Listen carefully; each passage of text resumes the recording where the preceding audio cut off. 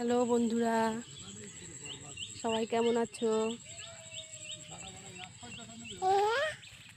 আমি ভালো আছি, তোমরাও তো ভালো আছো? এই দেখো আজকে কোথায় চলে এসেছি, আমাদের লাউ ক্ষেতের জমিতে।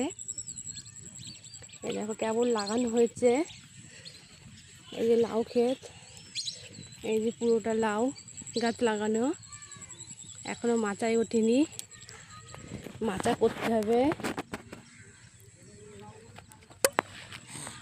এই দেখো মাচা করে তারপরে এই লাউ গাছ মাচায় তুলতে হবে।